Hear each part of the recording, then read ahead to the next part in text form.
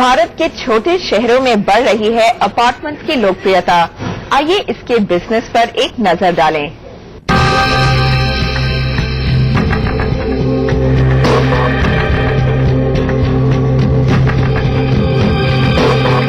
हाल ही में reserve bank of India ने की इंटरेस्ट रेट्स यानी रेपो रेट और बोरोइंग रेट में 0.25% की वृद्धि की है।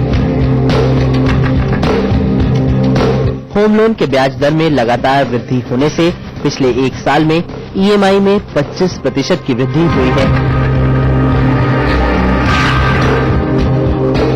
रियल्टी डेवलपर्स को मिलने वाला लोन भी महंगा हो जाएगा और इसका भार भी मकान खरीदने वाले लोगों पर ही पड़ेगा।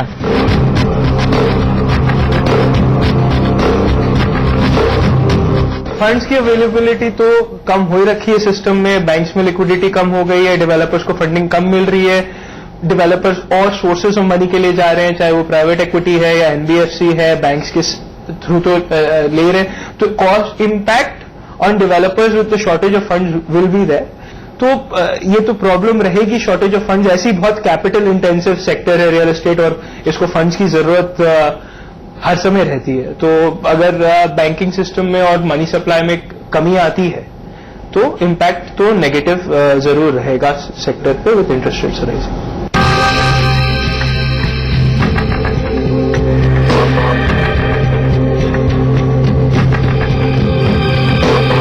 होम लोन पर बढ़ रहे इंटरेस्ट रेट से हाउसिंग सेक्टर बहुत प्रभावित हो रहा है और उम्मीद की जा रही है कि इस वृद्धि से घरों की खरीदारी में 20% तक की कमी आ जाएगी। हाल ही में हुए एक सर्वे के अनुसार शहर में रह रहा एक बहुत बड़ा वर्ग घर खरीदना चाह रहा है, लेकिन इनमें से करीब 30% लोगों ने अपने घर खरीदने की योजना को स्थगित कर दिया है क्योंकि होम लोन्स महंगे हो गए हैं। करीब 36% लोग सस्ते घरों की तलाश में छोटे छोटे शहरों की तरफ रुख कर रहे हैं।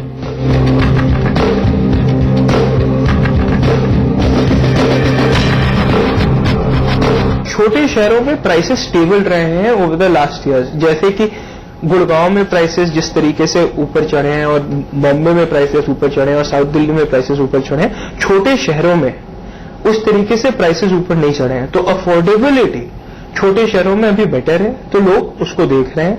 तो लोग छोटे शहरों की तरफ ज्यादा ट्रेंड कर रहे हैं, चाहे वो इंदौर है, जयपुर है छोटे शहरों में, और अहमदाबाद है, बड़ौदा है, साउथ की सिटीज हैं जहां पर डेवलपमेंट हो रहा है, जहां पर इंफ्रास्ट्रक्चर अच्छा है, वहां पर लोग ज्यादा ट्रेंड कर रहे हैं।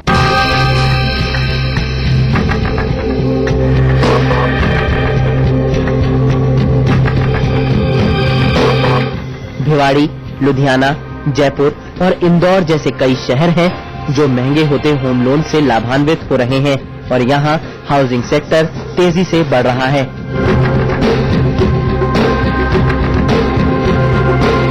एक 130 एकड़ का हमारा टोटल टाउनशिप है। ये इतना बड़ा land parcel to get within the municipal corporation limits of Indore is itself a feature and we are the best located.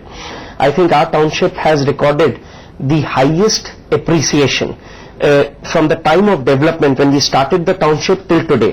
I would say on an average the appreciation is close to 300%. तो जिन लोगों ने जब हमने township चालू की थी जो कि सिर्फ 2 साल पहले, तो जो 2 साल पहले में जिन लोगों ने बुकिंग्स की है और आज का बुकिंग रेट देखेंगे तो एप्रिसिएशन ऑन एन एवरेज 300% का एप्रिसिएशन मिला है।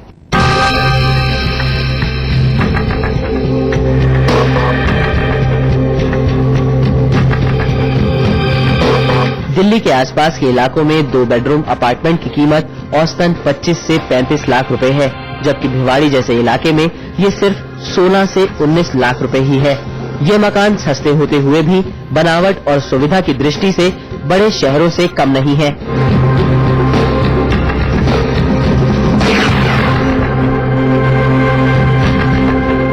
अगर अपन 7-8 साल पहले की बात करें तो यहाँ पे अपार्टमेंट्स का मार्केट बहुत लिमिटेड था, तो market from the houses has gone to apartments.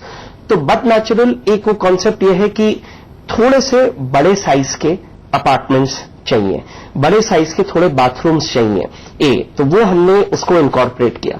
दूसरी बालकनीज, तीसरा, जैसे आपने बोला कि वुड का यूज ज्यादा, अगेन एक उससे एक रिचनेस आती है एक पूरे प्रोडक्ट में।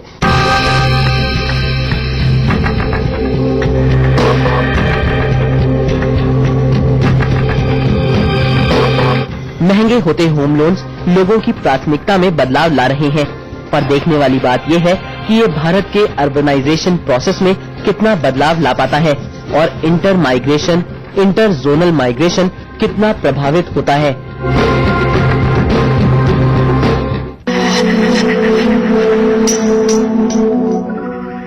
It's time now for another short break. We'll be back soon.